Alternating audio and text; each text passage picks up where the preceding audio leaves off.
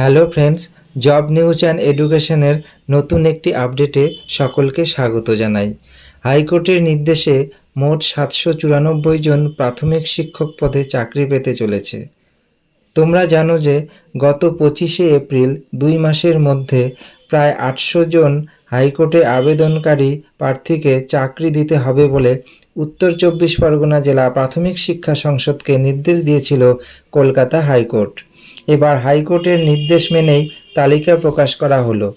2009 সালে উত্তর 24 পরগনা জেলা প্রাথমিক শিক্ষক নিয়োগ দুর্নীতি হয়েছে বলে আদালতের দ্বারস্থ হন মামলাকারীরা। দুর্নীতি স্বীকার করে জেলা ডিপিএসসি এবং আদালত মামলাকারীদের চাকরি দিতে বলে। এই বিষয়ে প্রাথমিক শিক্ষা সংসদের চেয়ারম্যান দেবব্রত সরকার বলেন, কলকাতা হাইকোর্টের নির্দেশ মেনেই মেরিট লিস্ট প্রকাশ করেছি।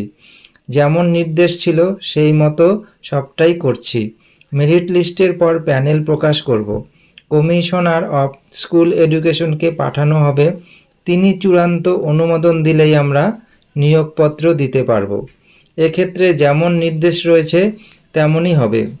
একই সঙ্গে তিনি আরও বলেন, আমাদের কাছে নির্দিষ্ট সময় পর্যন্ত যতজন আবেদনকারী এসেছিলেন তাদেরই নামের তালিকা বের হয়েছে।